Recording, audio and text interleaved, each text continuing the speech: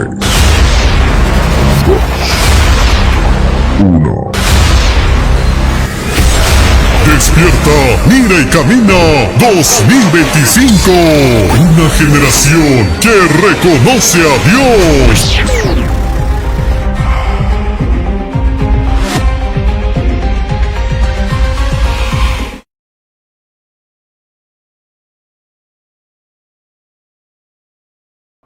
Ahora sí ya están en camino. Se vienen con toda la artillería, con todas las metralletas en las manos. Directo al grano. Sí, señor, los tres valientes, siervos del Señor, a quienes vamos a presentar en esta noche, en vivo y directo también. Vamos a recibir al primer ponente, al licenciado Joel Moody. Recibamos con fuerte voto de aplausos. Adelante, amado licenciado Joel Moody. Lo propio también. Vamos a recibir con fuerte voto de aplausos al pastor Jonathan Córdoba. Ese fuerte voto de aplausos. Adelante, pastor. Lo propio también al pastor Armengol Alfonso Montalvo. Recibamos con fuerte voto de aplausos. Y ahora sí, fuertes palmas para el Señor Jesucristo. El temática es iglesias cristianas, evangélicas, católicas y religiones o sectas, llámese. Y en esa línea las preguntas, por favor. Ahora sí, ya tenemos la primera pregunta. ¿Qué dice acá la mesa de partes? Por favor, van a estar despiertos. Ahí están nuestros ponentes, nuestros pastores que les van a absolver las dudas, las consultas que tenemos, inquietudes que tenemos. Si tienes más preguntas, vaya escribiendo, hermanos, vaya escribiendo. Escriba. Gracias a Dios. Pero entre que ellos van escogiendo, vamos a dar un tiempo de más o menos 5 minutos para cada uno, para que puedan dar a conocer un panorama de lo que viene a ser la iglesia católica, la iglesia cristiana evangélica, opiniones tal vez a grandes rasgos, ¿no? ¿Por qué nosotros somos evangélicos? ¿Por qué no somos católicos? ¿Ya? Vamos a empezar entonces por el pastor Jonathan, luego el licenciado Joel y luego al pastor Armengol. Entonces, recibamos una vez más con fuertes palmas el comentario que va a hacer el pastor Jonathan. Fuerte palmas, por favor.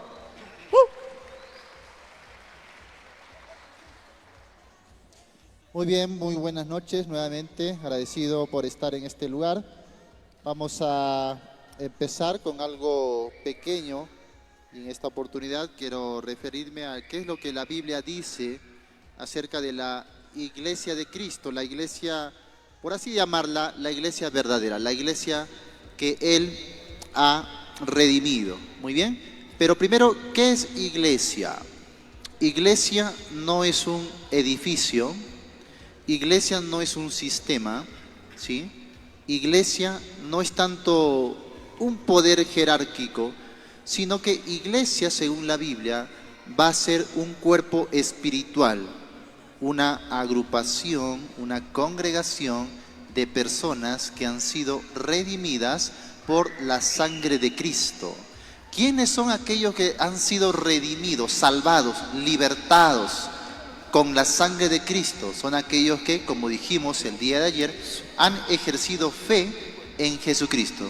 Cuando escucharon el Evangelio, se arrepintieron de sus pecados, ellos fueron salvos por la fe en Jesucristo y por la obra y los méritos de Cristo Jesús. Entonces, esa persona es formada parte del cuerpo de Cristo, o sea, la iglesia de Cristo, que es, por así decirlo, un organismo espiritual. Aquí estamos reunidos, muchos. Si aquí la mayoría han aceptado a Cristo como su Salvador, entonces formamos parte de la iglesia de Cristo. Vamos a un pasaje de la Biblia, Efesios capítulo 5. Efesios capítulo 5. Voy a leer aquí una porción de este capítulo, Efesios capítulo 5, a partir del versículo 25. ¿Ya? Y concentrémonos en las palabras, en los términos que Pablo dice acerca de la iglesia. Mira, maridos, amad a vuestras mujeres, así, mira, como Cristo amó a la iglesia y se entregó a sí mismo por ella para santificarla, habiéndola purificado en el lavamiento del agua por la palabra, a fin de presentársela a sí mismo una iglesia gloriosa, que no tuviese mancha ni arruga ni cosa semejante, sino que fuese santa y sin mancha. Por supuesto, esto no es todo lo que la Biblia nos dice de la iglesia, pero sí nos va añadiendo algunas características muy importantes, ¿no? Por ejemplo, que Cristo Jesús tuvo que morir, se entregó para hacer posible la iglesia. Que Cristo Jesús santifica a la iglesia, ¿cómo? Por el lavamiento del agua, por la palabra. Lo que les había dicho, que la iglesia es conformada a través de que las personas creen la palabra, creen el evangelio. Y dice ahora, a fin, esto es un propósito, presentársela a sí mismo una iglesia gloriosa, que no tuviese mancha, ni arruga, ni cosa semejante. La característica de la iglesia de Cristo es que es santa, apartada del mundo, apartada de los pecadores, para no solo el reino de Dios, sino el servicio de Cristo. Muy bien, ahora termino con Hechos capítulo 20, Hechos capítulo 20, versículo 28. Y miren lo que dice ahí. Hechos capítulo 20, versículo 28.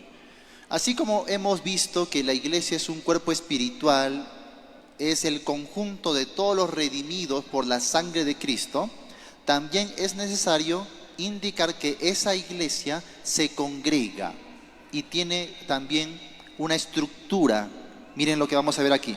Hechos 20, 28 dice: por tanto, mirad por vosotros, se les dice esto a los ancianos, a los pastores, por tanto, mirad por vosotros y por todo el rebaño en que el Espíritu Santo os ha puesto por obispos.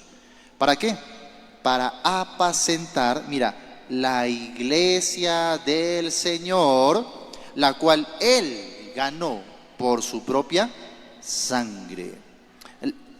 La iglesia del Señor es aquella que el Señor mismo ganó con su propia sangre. ¿Y qué hace el Señor después de ganar a su iglesia con su sangre? Coloca, dice, obispos. Esto es, vigilantes, sobrevedores, pastores, que van a cuidar de la iglesia del Señor. Por lo tanto, la iglesia necesita congregarse, asociarse, ¿no?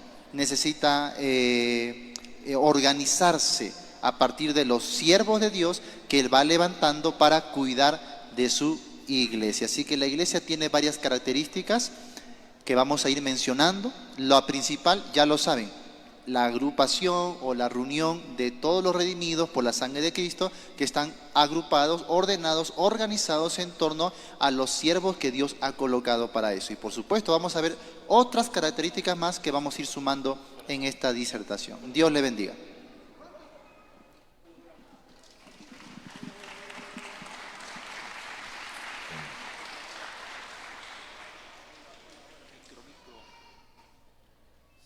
Ok, muy bien.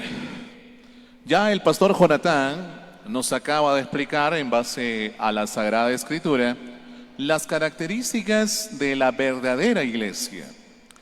Ahora vamos a hablar también con la Biblia de las características, pero de una falsa iglesia.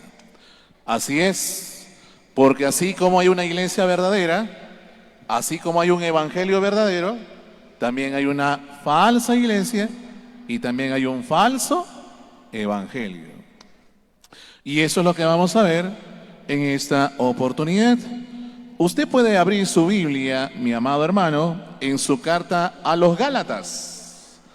Cuando abrimos la palabra de Dios en la carta a los Gálatas, en el capítulo 1, versículo del 6 al 9, ¿qué nos dice la palabra de Dios? Dice la Biblia: estoy maravillado de que tan pronto os hayáis alejado del que os llamó por la gracia de Cristo para seguir un evangelio diferente.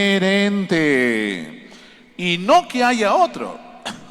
No quiere decir que haya otro evangelio, sino que hay algunos que os perturban y quieren pervertir el evangelio de Jesucristo. Y ojo con esto, mas si aún nosotros, porque incluso dentro de la propia iglesia pueden haber algunos infiltrados que se hacen pasar por cristianos, pero que en realidad son cristinos, pero no cristianos. Y ellos, o aún nosotros, o un ángel del cielo, os anunciáis otro evangelio diferente del que os hemos anunciado, sea anatema, dice la Biblia.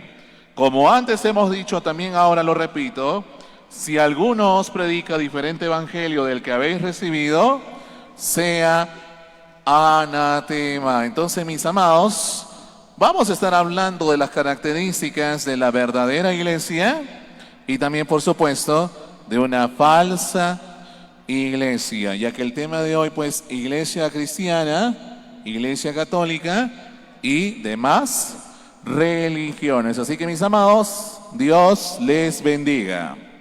Fuertes aplausos, hermanos, al licenciado Joel Moody. Muy bien, también vamos a escuchar del pastor Armengol. Por favor, adelante, pastor. Bien. Hola, sí. Bien, damos gracias a Dios y saludamos a los pastores que están en medio nuestro. Dios les bendiga, maestros, ministros del Señor en la palabra. Así también saludamos a toda la juventud que se ha reunido en esta noche con el único propósito de aprender de la palabra de Dios. Felicidades por eso. Bien, totalmente de acuerdo con lo que dijo el pastor Jonathan, ¿verdad? Y el pastor Joel, ¿no? Abordando nada más allí un punto también importante. Sabemos que la iglesia verdadera tiene como máxima autoridad la palabra de Dios. Nosotros creemos en la fiel inspiración de las Escrituras y creemos en el fiel mensaje del Evangelio, de los cuales la persona encuentra todo lo referente a la salvación en la Sagrada Escritura. Por el otro lado, la iglesia tradicional católica, ellos no solamente tienen la Biblia, sino también se apoyan en tradiciones, costumbres y dogmas. Por lo tanto, en esta noche, a través de las preguntas, estaremos aclarando todo a lo referente. Que Dios les bendiga. Fuertes aplausos, amados hermanos. Muy bien. Ahora sí, si usted desea, también puedes apuntar las preguntas. La primera pregunta para nuestro amado pastor Jonatán. ¿Las diferentes religiones sirven al mismo Dios? Y si es así, ¿Dios mora en ellos? Adelante, amado pastor. Muy bien, gracias. Vamos a poner en claro en primer lugar una cosa. Aunque se suele decir que hay muchas religiones, algunos incluso han dicho si existen miles de religiones, entonces nunca podremos saber cuál es la verdadera. Yo creo que eso es parte de la trampa del sistema del enemigo, decirle al mundo que hay cientos o miles de religiones para que así eso cause una confusión en las personas. Pero cuando tú estudias la Biblia, estudias la historia, te das cuenta de que es mentira que existen muchas religiones. En realidad, solo existen dos religiones, nada más que dos religiones en el mundo. Una es la religión satánica, la religión del diablo, la religión del mundo, y otra es la verdadera religión, la que viene de Dios. Eso es lo que la Biblia revela en todas sus páginas. No existen miles, existen solo dos religiones, la verdadera religión y la falsa religión. Entonces todo grupo, no importa cuál sea su nombre, no importa cuál sea su sistema, su estructura, su tradición, su base, no importa, todo grupo que no se amolde a lo que la Biblia dice que es la verdadera iglesia o la verdadera religión, la que es de Dios, entonces simplemente cae en la categoría de la falsa religión. ¿Sí se dan cuenta? Entonces solamente hay una verdadera iglesia, la iglesia de Cristo, cuyas características la estamos describiendo poco a poco a la luz de la Biblia. Pero las otras que tú llamas religiones, llámales sectas, llámales instituciones, comunidades, como tú quieras, pero que no se ajusten a ese marco bíblico, simplemente caen en esa categoría de la falsa religión. Nada más. Por eso, muy importante lo que señalamos. ¿Cuál será el filtro para determinar cuál es una verdadera iglesia o la verdadera iglesia de Cristo? ¿Y cuál sería la falsa religión? El filtro es la Biblia. Vamos a la Biblia. ¿Qué dice la Biblia? La Biblia me dice las características, cualidades, atributos de la verdadera iglesia de Cristo. Si hay un grupo que no tiene eso, entonces es una falsa religión. Simple. Ahora, la pregunta decía, ¿no? Si Dios habita en estas religiones, por supuesto que no. Si son falsas religiones, eso quiere decir que están contra Dios, no sirven al mismo Dios. Porque Jesús dijo, el que no es conmigo es contra mí. Y el que conmigo no recoge, ¿qué hace? Desparrama. Si tú no recoges con Cristo, simplemente desparramas. Haces todo lo contrario. Cristo dijo que aquel que quiera hacer la voluntad de Dios tiene que conocer si la doctrina es de Dios. Por lo tanto, si hay un grupo que no se amolda a la sana doctrina, no es de Cristo. Y Cristo, o Dios, no mora en ellos. Mira, otro pasaje de la Biblia para cerrar. Primera de Timoteo capítulo 6. Busquen ahí en sus Biblias. Primera de Timoteo capítulo 6. De repente cuando alguien escucha mis palabras puede decir, pues este pastor es un poco arrogante, ¿cómo va a decir que las demás religiones pues son falsas, que Dios no habita ahí, que debemos separarnos de ellos? No, no es lo que yo estoy diciendo, ni ningún pastor lo dice, es lo que la Biblia dice. Nosotros solamente hacemos caso lo que la Biblia nos ha dicho. Mira, 1 Timoteo capítulo 6 dice lo siguiente a partir del versículo 3. Mira, si alguno enseña otra cosa y no se conforma a las sanas palabras de nuestro Señor Jesucristo y a la doctrina, mira, a la doctrina que es conforme a la piedad, está envanecido, nada sabe y delira acerca de cuestiones y contiendas de palabras de las cuales nacen envidias, pleitos, blasfemias, malas sospechas, disputas necias de hombres corruptos de entendimiento y privados de la verdad, que toman la piedad como fuente de ganancia. Mira qué dice ahí, apártate de los tales. ¿Ves? Cuando Dios habla de esas religiones pseudo, falsas o simplemente la falsa religión, Dios dice, ellos están envanecidos, están privados de la verdad, ¿sí? Apártate de ellos. ¿Te das cuenta? Dios separa a su iglesia, los verdaderos hijos de Dios, los separa de la falsa religión del mundo. Y este solamente es un pasaje de los muchos que te puedo mostrar. Pero por causa del tiempo, seguimos adelante. Fuertes aplausos, amados hermanos. La pregunta para el licenciado Joel Moody. ¿Cuál es la diferencia entre la iglesia católica y protestante? Que correlacionado va a la siguiente pregunta más. ¿Y quién separó a la iglesia protestante de la católica y por qué causa? Uy, eso, qué profundo. Muy bien. A ver, antes, atrás, ¿me escuchan? ¿No me escuchan? Súbeme volumen, hermano, por favor.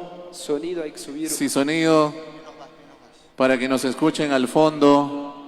Ahora sí, ¿al fondo nos escuchan? Muy bien. Ahora sí. ¿Cuál es la diferencia, por lo que en la pregunta, ¿no?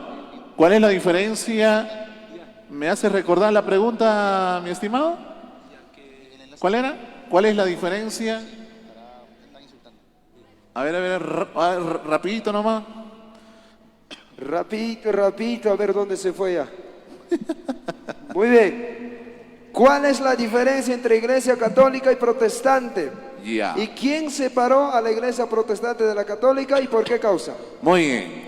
¿Cuál es la diferencia entre la iglesia católica romana y la iglesia cristiana evangélica, a la cual normalmente le llaman protestante? Bueno, bíblicamente respondemos, y es que la diferencia entre la iglesia católica romana y entre la iglesia cristiana evangélica protestante, creemos que es porque nosotros seguimos los parámetros que están claramente definidos en las Escrituras.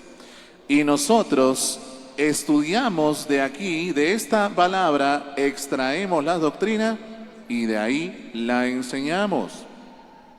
A diferencia de Roma, que primero formula la doctrina y luego busca justificarla en la Escritura. Ahí hay una gran diferencia. Tú, como cristiano, primero tienes que estudiar la Escritura y de la Escritura se desprende la doctrina. Pero lo que hizo Roma es, primero formulo la doctrina y luego la busco justificar en la Escritura. Aparte que Roma tiene un triple, por así decirlo, tres fuentes de autoridad que consideran infalibles y también, por supuesto, en el mismo nivel de inspiración. La Escritura, la tradición apostólica o la tradición de la Iglesia y el mismo magisterio vivo de la Iglesia, lo cual se conoce como el magisterio de la Iglesia Católica Romana. La Iglesia de Roma tiene esta triple autoridad que ellos consideran infalible, mientras que la Iglesia Cristiana Evangélica sostiene que la Escritura es la única autoridad infalible porque solamente esta Escritura ha sido inspirada por Dios, ¿ya? Esa es la diferencia entre la Iglesia Cristiana Evangélica Protestante y la Iglesia Católica Romana. Aparte que la Iglesia Católica Romana tiene 44 dogmas, entre ellos 4 dogmas marianos, entre ellos la Inmaculada Concepción de María, aprobada en el Ineffabilis Deus, también la Asunción Corporal de María al Cielo en el Munificentissimus Deus del año 1950 y la Virginidad Perpetua de María, aprobada en concilios posteriores ecuménicos de la Iglesia, y también Theotokos como María, como Madre de Dios, aprobado en el concilio de Éfeso, celebrado en el año 431 después de Cristo. Ya, entonces tienen varios dogmas marianos que nosotros creemos que no encuentran sustento en la Escritura. Y finalmente, ¿cómo se dio la separación entre la Iglesia Católica Romana y la Iglesia Cristiana Evangélica? Bueno, no es que tanto una separación. Lo que creo firmemente es que Roma se termina apartando de la sana doctrina del Señor Jesucristo. Y eso lo encontramos incluso profetizado en Hechos de los Apóstoles, en el capítulo 20, en el versículo 28 en adelante, cuando la palabra de Dios nos dice, en el verso 29, porque yo sé que después de mi partida entrarán en medio de vosotros lobos rapaces que no perdonarán al rebaño, y de vosotros mismos se levantarán hombres que hablen cosas perversas para arrastrar tras sí a los discípulos. O sea que de la misma iglesia se iban a levantar hombres perversos, y Roma lastimosamente terminó adoptando y adaptando doctrinas que no están de acuerdo a las Sagradas Escrituras. Así que creo que esa es la diferencia entre la Iglesia Católica Romana y entre la Iglesia Cristiana Evangélica Protestante. Fuerte aplauso, muchísimas gracias, licenciado Joel Moody. Muy bien, la siguiente pregunta para el pastor Armengol. ¿Por qué seguimos la religión cristiana y no el islam, budismo o judaísmo? Bien, esto está bien profundo, pero vamos a guiarnos por la palabra de Dios. Yo creo que es nuestra regla infalible. ¿Por qué nos seguimos? Porque, digamos, hace un momento estaban hablando de religiones. Entonces, diríamos que esas religiones no nos llevan a Cristo. Muchas veces esas religiones tienen como líderes a hombres como máxima autoridad y no a la palabra de Dios. Entonces, prácticamente de nosotros, de la iglesia cristiana evangélica, el centro de todos nosotros es el Señor Jesucristo, ya que Él es el único que murió en la cruz del Calvario para salvarnos del castigo eterno. Mediante Él tenemos salvación y vida eterna, y Él es el Señor de nuestra vida. Él es el Señor de nuestros corazones, y por esa razón nosotros los cristianos evangélicos seguimos a Jesucristo, que Él es el camino, la verdad y la vida. Que Dios le bendiga. Fuertes aplausos. Gracias, pastor. Ahora sí regresamos al pastor Jonatán. La pregunta es cierto que la Iglesia Católica hizo la Biblia en el año 382 después de Cristo con el Papa San Dámaso? Adelante, amado pastor. Muy bien. En primer lugar, ni los católicos creen eso. Ni los católicos dicen que la Iglesia Católica hizo la Biblia. Ellos piensan un mito acerca de que el Papa Dámaso la mandó a recopilar. Pero díganme ustedes, si aún así eso fuese cierto, que se mandó a recopilar, ¿eso quiere decir que la creadora de la Biblia sea la Iglesia Católica? Por supuesto que no. Y además que ese dato también es inexacto, ¿no? Nosotros tenemos evidencias, mira, tanto internas como evidencias externas a la Biblia, de que en la misma época de los apóstoles ya se consideraba a partes, incluso libros del Nuevo Testamento, como parte de las Escrituras Sagradas. Por ejemplo, en 1 Timoteo capítulo 5, en el verso 17 al 19, el apóstol Pablo señala la Escritura, el libro de Deuteronomio, junto con el Evangelio de Lucas, cuando dice, no pondrás bozal al buey que trilla, Deuteronomio, y luego añade, y digno es el obrero de su salario. Eso lo saca del Evangelio de Lucas.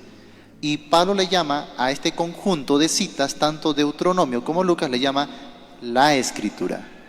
Lo mismo vas a ver en 2 de Pedro capítulo 3, verso 16 al 18, donde el apóstol Pedro cita las epístolas del apóstol Pablo, donde dice, nuestro amado hermano Pablo, casi en todas sus epístolas os ha hablado de estas cosas, entre las cuales hay cosas, dice, difíciles de entender, las que los indoctos o inconstantes tuercen para su propia perdición, como las otras escrituras.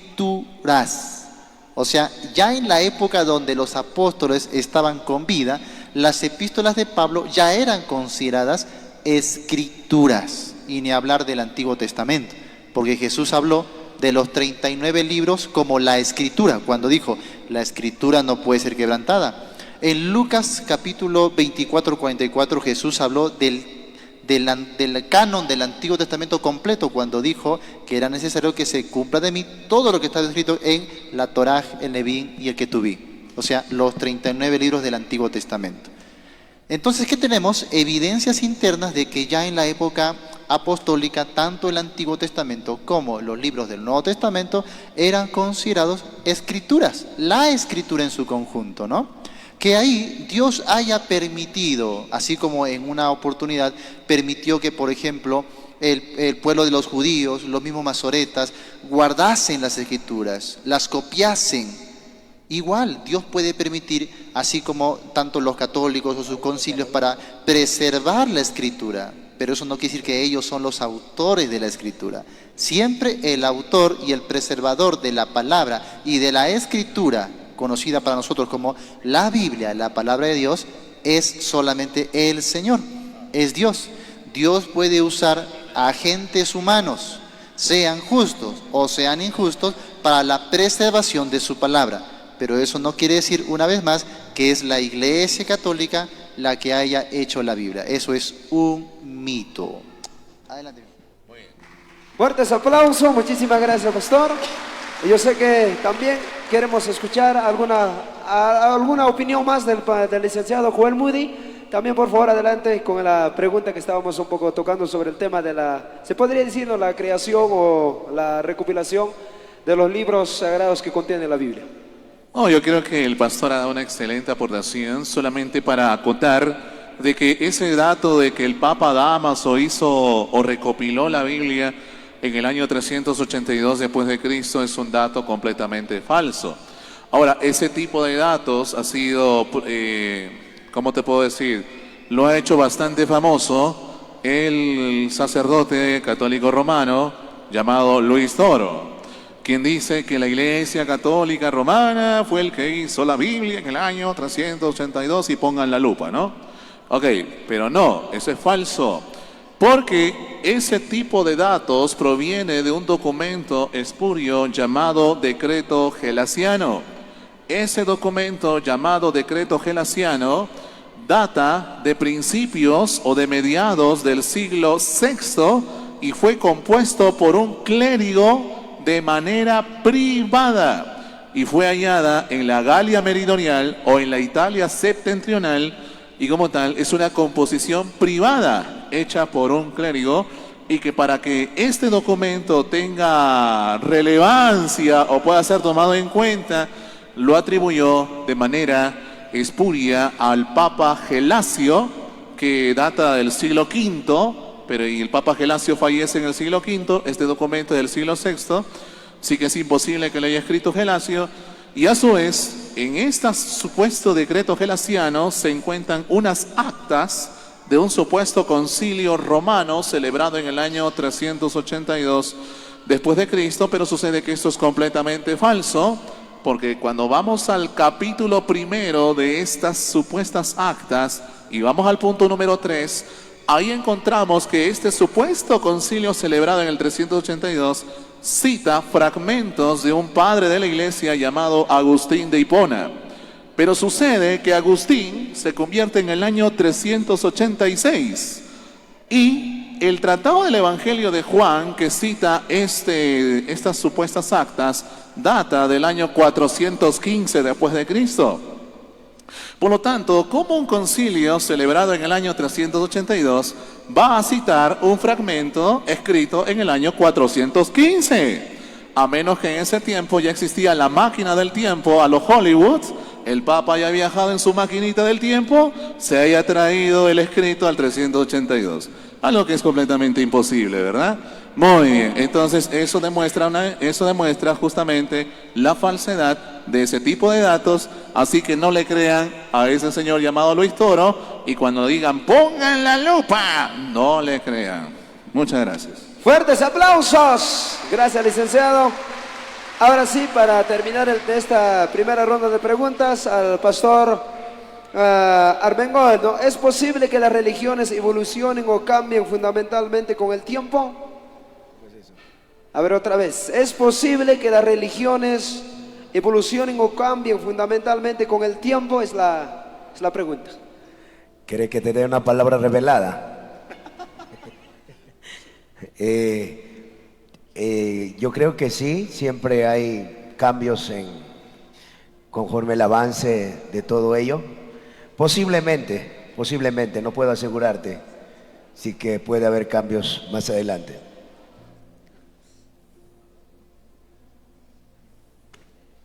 Muchas gracias, amado pastor. Ahora sí, vamos a pasar a la sexta, porque también había venido preguntas.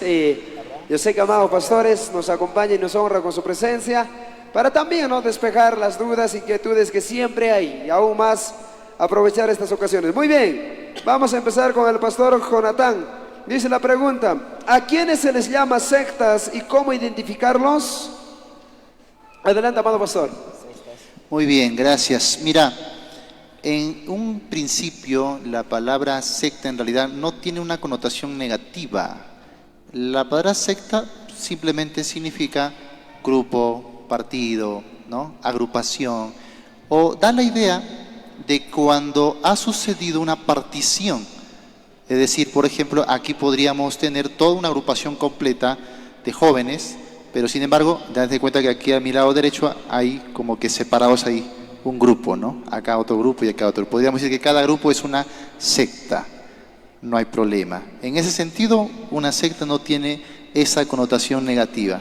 Ahora nosotros, el día de hoy, en nuestro contexto, sí, cuando tú escuchas la palabra secta, como que te enojas, ¿no? Te enojas. Entiende la palabra secta simplemente como un partido, nada más. Pero cuando hablamos ya en este campo apologético, en este campo el día de hoy doctrinal, y queremos diferenciar las falsas sectas, en este caso serían aquellas agrupaciones que se han alejado de la verdad bíblica, que se han alejado de la sana doctrina, aquellos que no siguen fielmente lo que Dios ha determinado en su palabra.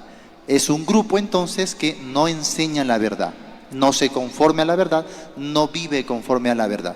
Ahora Dios nos va a dar mucho de eso. Ya les cité, por ejemplo, 1 Timoteo capítulo 6. Vamos a citarles ahora Segunda de Juan. A ver, busquen en su Biblia. Segunda de Juan, segunda carta de Juan, capítulo 1. Vamos a ver aquí. A partir del verso 9, ¿ya? Segunda de Juan, tiene solo un capítulo, versículo 9.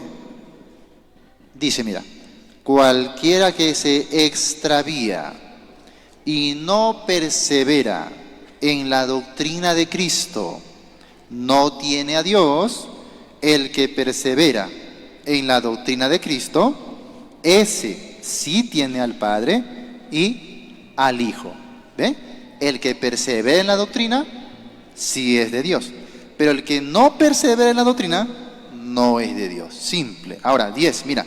Si alguno viene a vosotros y no trae esta doctrina, no lo recibáis en casa, ni le digáis bienvenido. ¿Te das cuenta que es la misma Biblia que nos dice que debemos separarnos, debemos apartarnos de estos grupos, de estas personas que no traen la doctrina? Una secta entonces es un grupo que no enseña, no vive, no abraza y no predica la sana doctrina de Jesucristo que está plasmada en la Biblia. Por lo tanto, la verdadera iglesia es aquella que sí va a permanecer en la sana doctrina de Cristo. Gracias. Gracias, amado pastor. Ahora sí, pastor licenciado Joel Moody, la pregunta es, ¿qué diferencia existe entre sectas, mormón, testigos de Jehová, los israelitas y adventistas?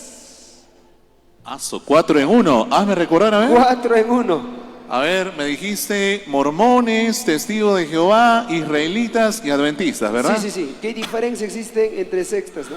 Bueno, los mormones, que a veces causan suspiros en algunas hermanas, ya, los mormones pues tienen una... Muy bien, no. Muy bien, los mormones tienen una doctrina completamente herética, al igual que las otras sectas mencionadas. Porque los mormones creen que el Padre, Dios el Padre, tiene un cuerpo de carne y hueso. ¿Ustedes sabían eso? ¿Lo sabían? Ahora ya lo saben. Entonces, los mormones creen que el Padre tiene un cuerpo de carne y hueso, al igual que el Hijo, y que el Espíritu Santo no.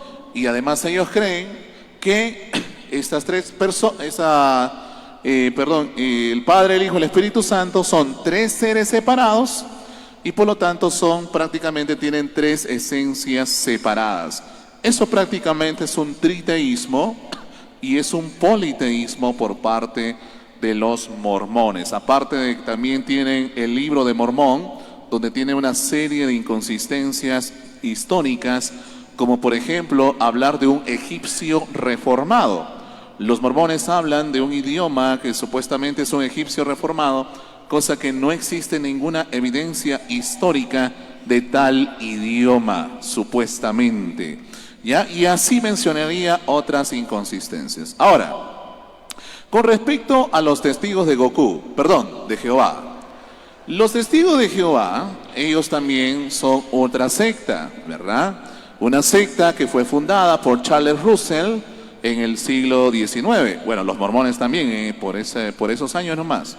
¿Ya? Y pues esta secta es una secta muy peligrosa porque niega la divinidad de la persona de nuestro Señor Jesucristo y también niega la divinidad del Espíritu Santo y también su personalidad.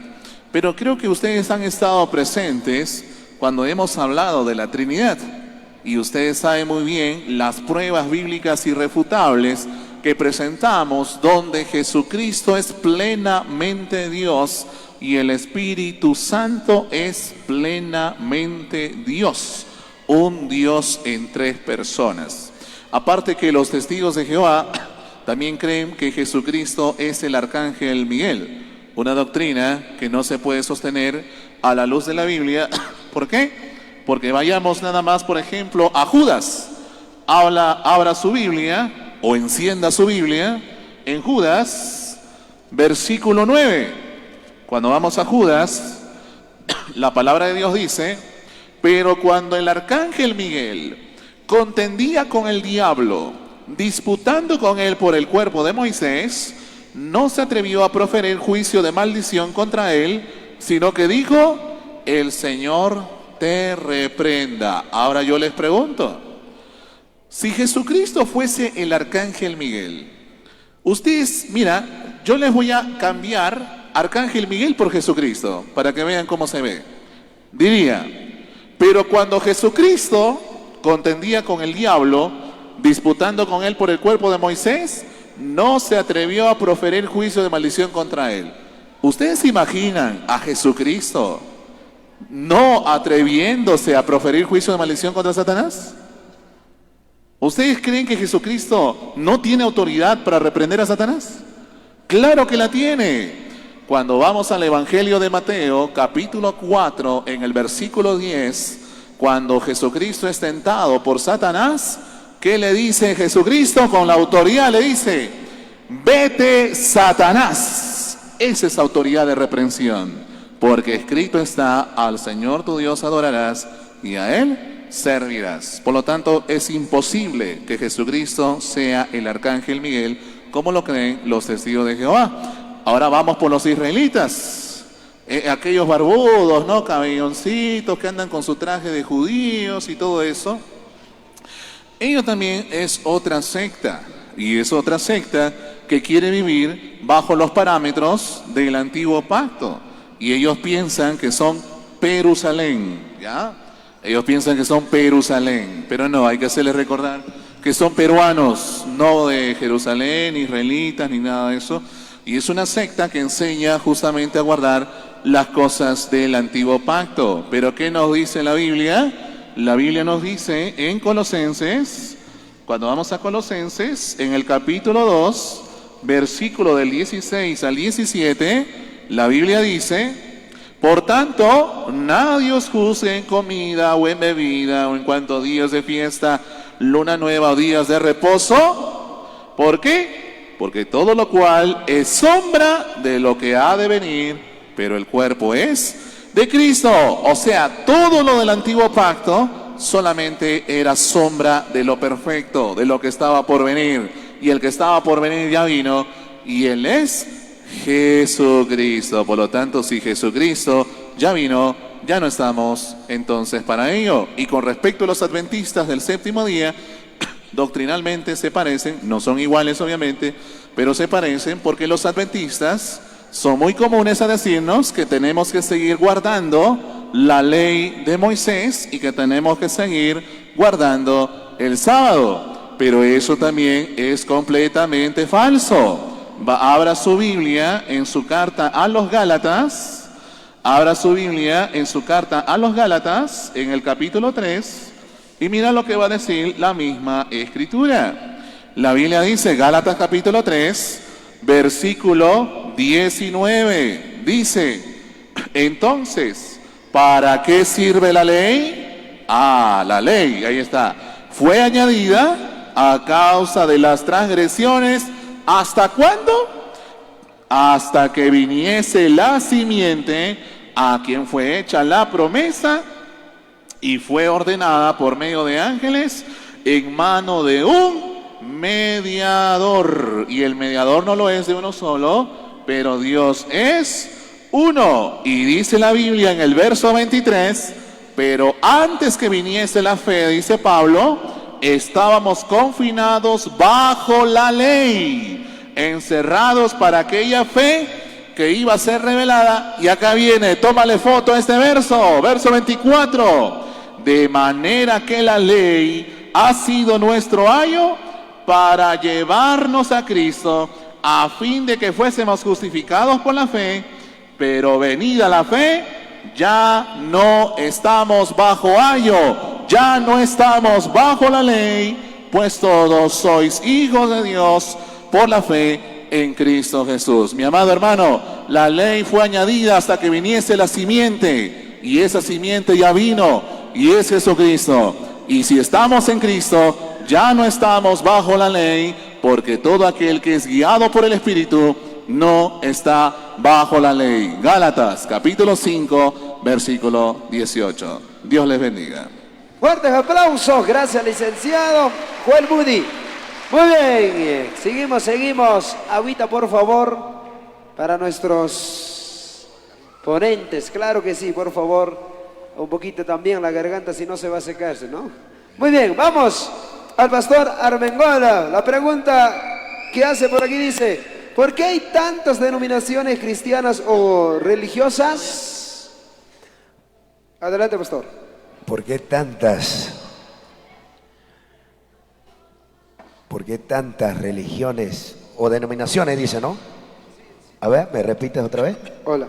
¿Por qué hay tantas denominaciones cristianas o religiosas? Wow. ¿Por qué tantas? Yo creo que religiones hay muchas en el mundo, de los cuales también tenemos las denominaciones, de los cuales sabemos que las religiones en el mundo no nos ayudan a nada bueno. Yo creo que cuando hablamos con denominaciones, las denominaciones pueden ser tantas, pero estas denominaciones, siempre en cuanto estaremos unidos, si profesamos la misma fe. Quizás las denominaciones de la Iglesia de Cristo verdadera, quizás hay muchos nombres, ¿no? De los cuales está la Asamblea de Dios, Iglesia de Dios del Perú. Son denominaciones, tantas denominaciones. Yo creo que esas ramas, digamos, se han evolucionado durante el tiempo con diferentes líderes, pero las denominaciones siempre están unidas a una sola fe, que es Jesucristo. Puede ser Maranata, puede ser otra iglesia, Luz del Mundo, o podemos decirlo, pero las denominaciones que son la iglesia verdadera siempre van a estar unidos, porque el único líder, como decíamos antes, es el Señor Jesucristo. Las religiones no nos dan salvación, porque ellos profesan prácticamente su propio deseo, su propio anhelo. Pero en cambio las denominaciones cristianas evangélicas, una vez más digo, tenemos como base fundamental la palabra del Señor. Yo creo que todas las denominaciones que tienen a Cristo y sus líderes profesan también a Cristo, entonces no estamos divididos. Cuál nombre sea, cuál título sea, si tenemos a Cristo como nuestro Señor y Salvador y respetamos la autoridad de las Escrituras y creemos la misma fe, el nombre no nos divide. Cristo siempre nos une de por medio. Amén. Que Dios le bendiga. Fuertes aplausos, muchas gracias, pastor. Ahora sí, ya vámonos con la última ronda de preguntas. Para nuestro pastor Jonatán, la pregunta es: ¿Pedro tiene la llave del cielo como dice la Iglesia Católica? usan Mateo 16, 18 al 19. Adelante, amado pastor. Muy bien, Mateo. Vamos allá. Mateo 16. 18 al 19 dice por acá. Ajá. Bueno, la respuesta rápida es no. ¿En qué sentido? En el sentido de pensar que Pedro, en primer lugar, tiene unas llaves literales que abren las puertas en los cielos, si acaso el cielo tiene puertas, ¿no? No, tampoco en el sentido de que Pedro tiene un primado, de que Pedro es un papa, de que Pedro y todos los demás sucesores de Pedro sean los representantes de Cristo en la tierra o vicarios de Cristo en la tierra, ¿no? En ese sentido, no. Pero ¿en qué sentido sí? Vamos a la Escritura. ¿Sí? Mateo 16. Vamos a comenzar desde el verso 15, porque, chicos, algo que siempre hay que hacer cuando a ti te hablen con un versículo, siempre lee versos antes y versos después. Eso se llama ubicar el texto dentro de su contexto. Nunca te quedes con el versículo solo. Siempre lee antes, lee después. Si ya tienes más tiempo en tu casita orando, lee el libro completo. Por ejemplo, todo Mateo. Te lo lees completito varias veces. Así vas a poder entender mejor. Pero si tú solamente lees por partecitas, por versículos, es muy difícil que puedas entender. ¿Ok? Primero, en el Evangelio de Mateo, Jesús es presentado como el rey de los judíos, el rey prometido desde el Antiguo Testamento. Y cuando Él predica, dice: arrepentíos porque el reino de los cielos se ha acercado a vosotros. El reino de los cielos era Él era el rey del reino prometido. Pero el rey iba a ser rechazado, el rey iba a ser crucificado. Y entonces dice el Señor a la casa de Israel: a vosotros les es quitado por ahora momentáneamente el reino, y el reino les será dado a gente que produzca los frutos de ellos. Temporalmente Cristo ha postergado el reino a Israel, y ahora el reino se vive solo de manera espiritual mediante el ejercicio ministerial de la iglesia de Jesucristo. Y es a partir de los apóstoles que Jesucristo va a ir encargando este ministerio a su iglesia. Y a eso vamos a ir entendiendo poco a poco a qué se refiere con la llave del reino de los cielos. ¿Ok? Mira, leamos desde el verso 15. Dice: Él les dijo: ¿y vosotros quién decís que soy yo? ¿Por qué Jesús le pregunta esto a sus discípulos? Porque antes ellos dijeron que la gente decía que Jesús era Juan el Bautista, otros decían que era Elías, otros decían que era Jeremías, otros decían que era alguno de los profetas. Y Jesús le dice: ¿y ustedes quién dicen que soy yo? Respondiendo Simón Pedro, mira, es Simón Pedro que habla primero. No significa que solo él esté conversando con Jesús, sino que él pide la palabra. Y él dice: tú eres el Cristo, el Hijo del Dios viviente. Pedro hace una declaración acerca de la persona de Jesucristo y le dice: tú, Jesús, eres el Cristo, el Hijo del Dios viviente. Ahora mira, entonces le respondió Jesús: bienaventurado eres, Simón, hijo de Jonás, porque no te lo reveló carne ni sangre, sino mi Padre que está en los cielos, confirmando que la declaración de Pedro era en realidad una revelación doctrinal de Dios, que era la verdad, que era lo correcto.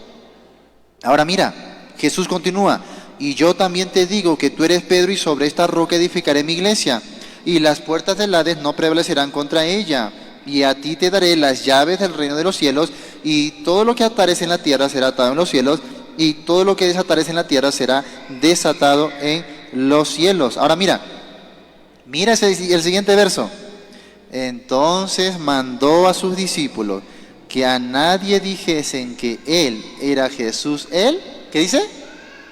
El Cristo. El contexto te dio la respuesta. A ver, mientras Jesús no iba a la cruz, solo sus discípulos íntimos sabían que Él era el Cristo. Mientras Jesús no iba a la cruz, Jesús dice: miren, Esta es la declaración del Padre. Este es el testimonio del Padre, que yo, Jesús, soy el Cristo. Pero ojo, no se lo digan a nadie. No le cuenten a nadie. ¿Saben cuándo lo van a comenzar a predicar a todo el mundo? Ustedes lo saben. Hechos 1:8, me seréis testigos en Jerusalén. ¿A partir de qué? Cuando viniese sobre vosotros el Espíritu Santo, recibiréis poder y me seréis testigos en Jerusalén, en toda Judea, en Samaria y hasta lo último de la tierra. Mira las condiciones. Antes de que Jesús vaya a la cruz, Él dice, no le digan a nadie. Pero después que Él muere, resucita y asciende a los cielos y envía al Espíritu Santo, Él dice, salgan y díganlo a todo el mundo, hasta lo último de la tierra. ¿Y qué es lo que iban a decir? Que Él era el Cristo. Y justamente, si tú lees Hechos capítulo 2, en la predicación de Pedro, en la primera predicación de Pedro, ¿sabes qué confesó él? Él dijo, yo soy el Papa, yo tengo la llave del reino de los cielos. No, él dijo, Jesús es el Cristo y ustedes mataste a Cristo, al autor de la vida. Así que arrepiéntanse. Así que, hermanos, amados míos, ¿cuál es la llave del reino de los cielos? El Evangelio. El Evangelio es la llave del reino de los cielos que usó Pedro a partir de Hechos capítulo 2, y durante todo el libro de los Hechos, Pedro, los apóstoles, luego Pablo, van a usar esa llave para abrir el reino de los cielos. Si tú crees al Evangelio, por supuesto, el reino de los cielos está abierto de par en par para ti. Pero si tú no crees el Evangelio, Cristo lo dijo, el que no crea su palabra, simplemente sacúdense los polvos de su pie y salgan de ahí, porque será un castigo terrible para ellos. Así que, podríamos decir en ese sentido que Pedro tenía la llave del reino de los cielos, ¿sí o no? Sí.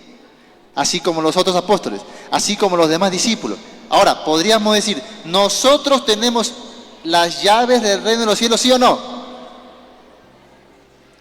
¿Nosotros tenemos la llave del reino de los cielos, sí o no? Sí, porque ¿cuál es la llave del reino de los cielos? Grítalo. ¿Cuál es? El Evangelio, claro, la palabra de verdad. Así que todos tenemos la llave del reino de los cielos. ¿Qué tenemos que hacer? Predicarlo, compartirlo, testificar que Jesús es el Cristo. Muy bien, adelante mi hermano. Muchísimas gracias, amado pastor. Fuertes palmas, amados hermanos. Ahora sí, la pregunta para el licenciado Joel Moody. ¿Cuáles son las doctrinas cardinales de la iglesia evangélica? Muy bien, ¿cuáles son las doctrinas del cardenal quién? Cardenales de la iglesia evangélica. Ah, cardinales, perdón, yo escuché cardenal. Perdón. Ah, ya, ok. Las doctrinas cardinales o primarias, o en otras palabras, salvíficas de la iglesia cristiana evangélica protestante, por así decirlo, son las siguientes que voy a mencionar, en las cuales creo firmemente que todas las denominaciones cristianas evangélicas estamos unidas, y si hay alguien que la niega es porque simplemente no es cristiano evangélico, aunque se haga llamar a sí mismo cristiano evangélico. La primera y la fundamental es la doctrina de la Trinidad. Un solo Dios en tres personas: el Padre, el Hijo y el Espíritu Santo. Así es, mi amado hermano, mi amada hermana. Y tú vas a ver que la Trinidad siempre está operando en las Sagradas Escrituras. Cuando tú vas a Mateo capítulo 28, versículo 19, Jesucristo dijo, id y hacer discípulos a todas las naciones, bautizándolos en el nombre del Padre, del Hijo y del Espíritu Santo. Por lo tanto, las tres personas divinas siempre operan juntas, nunca operan separadas. ¿Por qué? Porque es un solo Dios en tres personas. La segunda, y creo muy importante también, es la doctrina de la cristología, o se conoce como la unión hipostática. Es decir, cuando hablamos de unión hipostática, estamos hablando de la unión de dos naturalezas en una hipóstasis, es decir, una persona, y esa persona es Jesucristo. Todos sabemos que Jesucristo es eternamente Dios. ¿Cuántos dicen amén? Muy bien, si Jesucristo es eternamente Dios, dice la Biblia en Juan 1:1, en el principio era el Verbo, y el Verbo estaba con Dios, y el Verbo era Dios. Y cuando vamos al verso 14, que dice la Biblia, ese Verbo que era Dios, ¿qué se hizo? Se hizo carne. Por lo tanto, ese Verbo, que es la persona de Jesús, que es eternamente Dios, tiene una naturaleza divina. Y cuando se hace carne, asume una naturaleza humana, y esa naturaleza humana la une a su naturaleza divina en su única persona. Por lo tanto, hay dos naturalezas, divina y humana, en la persona de Jesús. Aquella persona que niega esta verdad bíblica simplemente no puede ser cristiano. Otra, la salvación por gracia. Si hay alguien que sostiene que puede ser salvo por medio de sus propias obras, es porque no ha entendido el Evangelio y simplemente no es cristiano. La palabra de Dios nos dice en Efesios capítulo 2, porque por gracia sois salvos. No hay obra alguna que tú puedas hacer para salvarte, ni mucho menos justificarte, porque la carta a los Romanos en el capítulo 3, verso 24 dice, justificados pues gratuitamente por su gracia. Y si es gratis, pues no hay nada que puedas hacer, pues mi estimado. ¿Ya? Y otra más, la resurrección de Jesucristo de entre los muertos, y por ende, la resurrección de los muertos. Si hay alguien que niega que Cristo resucitó, y ergo niega la resurrección de los muertos, es una persona que no es cristiana. Porque si Jesucristo no hubiese resucitado de entre los muertos, vana sería nuestra fe. Nuestra fe sería vana, pero Cristo resucitó de entre los muertos, y así también nosotros seremos resucitados para estar una vez y para siempre con nuestro Señor por toda la eternidad. Amén, amén y amén. Fuerte aplausos. Gracias, licenciado Juan Moody. Ahora sí, ya para ir culminando esta parte, la pregunta para el pastor Armengol. ¿Qué enseñan los unicitarios? Se supone se refiere tal vez a solo Jesús y lo demás, ¿no? Entonces, ¿qué enseñan los unicitarios? Los unicitarios. Sí.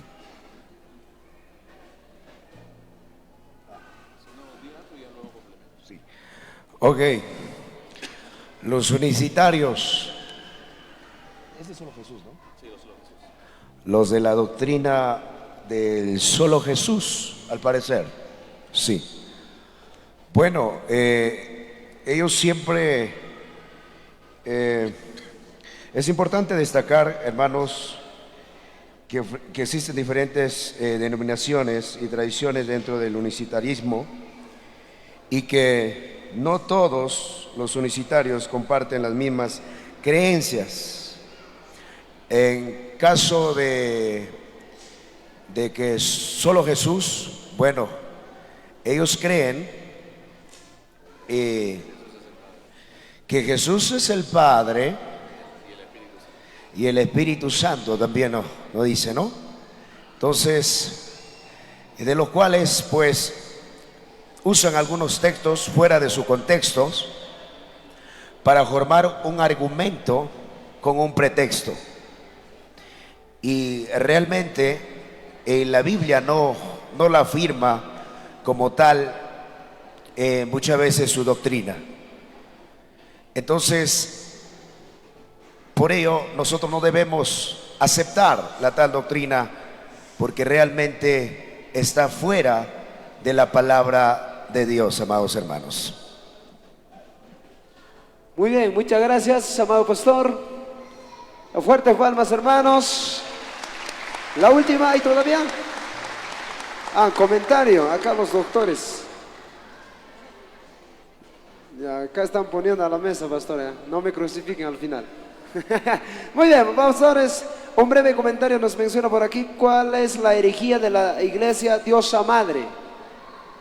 Adelante, amado pastor Jonathan, y lo breve también. Bien. Dios Madre, en realidad, ellos dicen Dios Madre, ¿sí? Esto enseña la secta Iglesia de Dios, Sociedad Misionera Mundial. Es una secta oriental, es una secta muy peligrosa, viene de Corea, ¿ya? Y esta secta es una especie de sincretismo entre las corrientes orientales y el cristianismo. ¿Qué enseña esta secta? Ellos enseñaron en primer lugar que su fundador, Asanjón, fue el Cristo encarnado en su segunda venida. O sea, para ellos las profecías de la segunda venida de Cristo ya se han cumplido y que Asanjón, un coreano, es Cristo en la segunda venida. Pero ¿qué pasó? Esta persona murió. Después de eso, la segunda esposa de Asanjón ha sido considerada como la Dios Madre, la esposa de Dios Padre. O sea, ellos son una especie de dualistas, ¿no? Creen en dos divinidades. Una divinidad masculina, que sería Dios el Padre, y una divinidad femenina, que sería Dios Madre, que ahora es también encarnada en esta viuda de Asanjón, a la que a ella en Corea adora como una Dios Madre. Esa secta ha llegado ya a más de 120 países, incluyendo el Perú.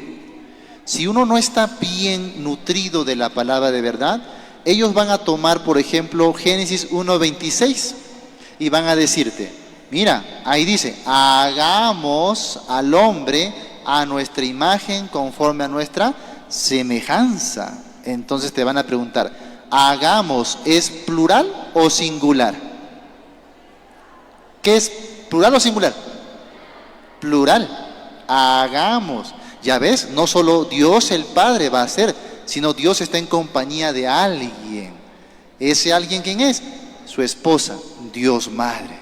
Dios Padre y Dios Madre van a hacer al hombre a su imagen y semejanza. Porque así como tú tienes un papá y una mamá, igual en el cielo hay un Dios Padre y una Dios Madre. Y tú dices, ¡oh! ¡Uy, qué revelación! ¡Uy, yo no sabía esta cosa!, ¿no? ¡Wow! Pero tengan cuidado. Nuevamente, ¿qué están haciendo? Sacar un versículo fuera de su contexto. Porque cuando Dios dice, hagamos al hombre a su imagen y semejanza, no se está refiriendo que hay un segundo Dios y menos un Dios femenino. Porque Dios, por ejemplo, con el profeta Isaías dijo, yo soy Dios y fuera de mí no hay Dios. Fuera de mí no hay otro Dios. Toda la Biblia dice que hay solo un Dios. Un solo Dios verdadero. Pero ellos dicen, no, hay dos dioses. Un Dios papá, un Dios mamá. Dime tú, ¿a quién le vamos a creer? ¿A la Biblia que dice que hay solo un Dios? ¿O a la secta de Dios Madre que dice que hay dos dioses? Por supuesto, a la Biblia. La Biblia dice que hay solo un Dios, nada más. Y después van a usar otros pasajes como Gálatas capítulo 4 o Apocalipsis capítulo 22, totalmente sacado de su contexto. Por causa del tiempo no lo explico, pero solamente les voy diciendo eso, que ellos usan algunos versículos de la Biblia, pero los sacan de contexto. Tienen solamente 3 versos que intentan usar para defender la existencia de una Dios Madre. Fuera de eso no tienen más, y te lo digo porque yo he debatido con ellos, con sus maestros, con sus doctores, con ellos he debatido. Y no tienen más que esos 3 versículos. Luego de ahí les digo, muéstrame otro, y no tienen más. Después, ¿saben de qué te van a hablar? Te van a hablar de la ley. Lo mismo, guardar las fiestas de los judíos, guardar el Shabbat. O sea, el fondo de ellos sigue siendo legalista. Eso de Dios Madre solamente es un gancho para atraer a las personas. ¿A qué quieren llevarte? A esclavizarte con la ley. Eso es la secta de Dios Madre. No se puede confundir eso con la secta de Ashan Hong, que es la secta de Dios Todopoderoso, que es muy parecido, pero viene de China. Es una secta china que predica lo mismo, que una mujer es Dios Madre, pero no confundan, son sectas diferentes. Ahora, si tú te fueras allá a Oriente, en Oriente vas a encontrar cualquier cantidad de sectas que están enseñando lo mismo. Solo algunas han llegado aquí al Perú. Así que no se deje sorprender de esas barbaridades. Gracias, mi hermano. Muy bien, gracias, amado pastor. Por último, con ganas. Jóvenes, no se muevan por si acaso, ya nos anuncia que ya se viene cafecito. Eso sí, ¿no? Eso sí. Chocolatito. Chocolatito con su cafecito viene. Pero para los que se mueven, no hay, no hay para los que se mueven. Muy bien, entonces saludamos también a nuestros hermanos que nos están viendo en redes sociales. Gracias también por vernos. Yo sé que también la enseñanza es para todos, ¿no? Entonces, la última pregunta, licenciado Joel Moody. Mediante una imagen o monumento, ¿se puede conmemorar a Dios o a alguien? Ya que los católicos dicen que ellos no adoran las imágenes o monumentos, sino conmemoran mediante ella. Un típico argumento católico romano para justificar la idolatría. Y es que ellos van a decir que a las imágenes en realidad no están adorando las imágenes, sino que las están venerando. O sea, solamente le están dando un respeto, una veneración. Pero ese tipo de argumento es completamente falso. Porque para empezar, mis amados amigos, ustedes saben que en ninguna parte de la Biblia se nos ordena a darle culto a las imágenes, porque creyendo, ellos dicen, no, es que en realidad no le damos culto a la imagen, sino que le damos culto a aquel santo o ángel que está representado en la imagen. Pero sucede que la Biblia no enseña tampoco tal cosa. ¿O en qué parte de la Escritura nosotros vemos eso? En ninguna parte. Cuando usted va, mi amado, a Deuteronomio, vamos a la Biblia, Deuteronomio, capítulo 4, vamos a ver qué es lo que nos va a decir la misma Escritura. La Biblia dice, Deuteronomio, capítulo 4, versículo 15, dice la Biblia, guardad pues mucho vuestras almas, pues ninguna figura visteis el día que Jehová habló con vosotros de en medio del fuego, para que no os corrompáis y hagáis para vosotros escultura, imagen de figura alguna, efigie de varón o hembra. La Escritura es clara, mis hermanos. Deuteronomio 4:15 dice que guardes tu alma, pues ninguna figura visteis el día que Jehová habló con vosotros de en medio del fuego. Así que, mis hermanos, es un pretexto querer hacer imágenes para que supuestamente darle culto a Dios a través de las imágenes. Eso no enseña la Escritura. Un argumento muy típico y muy falaz que usa la Iglesia Católica Romana es apelar, por ejemplo, a los querubines de oro. Ustedes saben muy bien que en el Arca de la Alianza, que fue construida, ¿verdad?, en los tiempos de Moisés, habían 2 querubines de oro, ¿verdad? Ustedes saben eso, ¿no? Y el católico romano dice, mira, pero allí en la Arca de la Alianza habían 2 querubines de oro. Por lo tanto, nosotros podemos dar culto a las imágenes. El problema con ese argumento, mis hermanos, es que ningún judío le dio culto a los querubines de oro. Eso no existe en ninguna parte del Antiguo Testamento.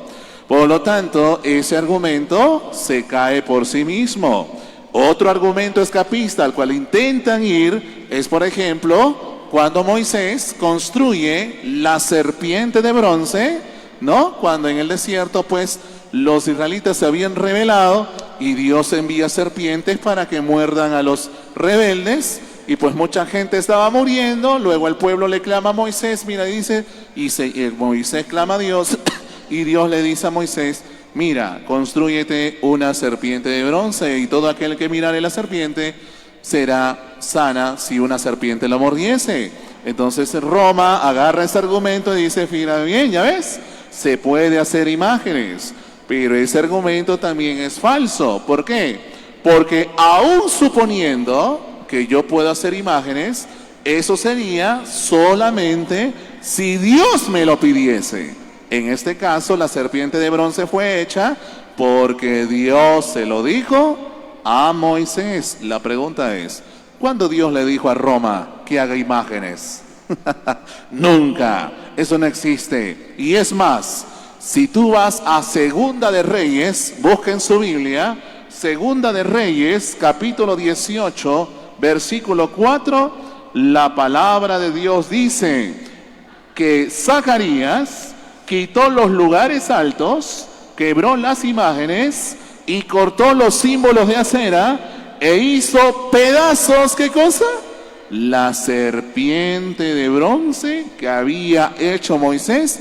Y ahora, ¿por qué Zacarías hizo pedazos la serpiente de bronce que Dios le había ordenado a Moisés hacer?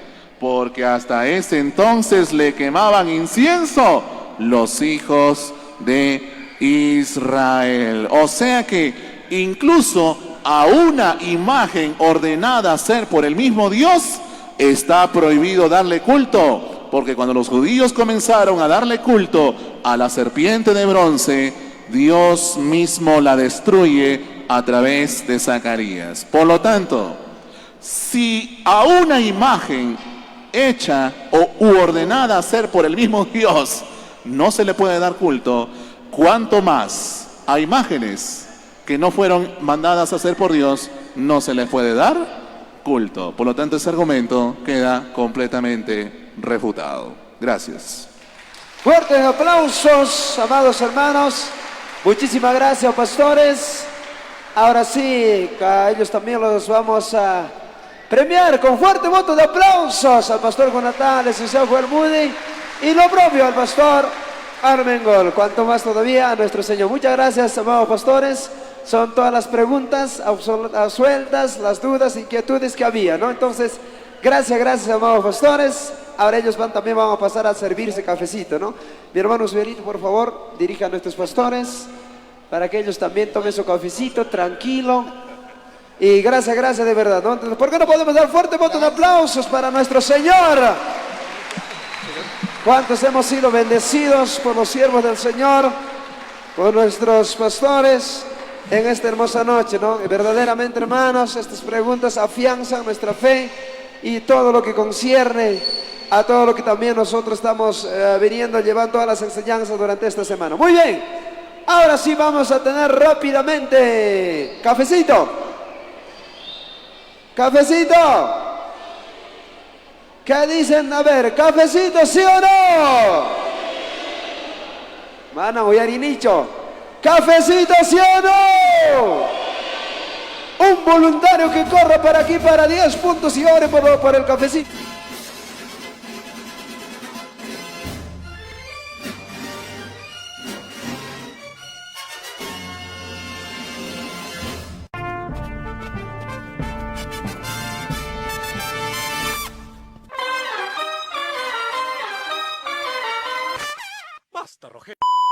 Queridísimos siervos y siervas, hermanos, hermanas, abuelitos y abuelitas. Atención.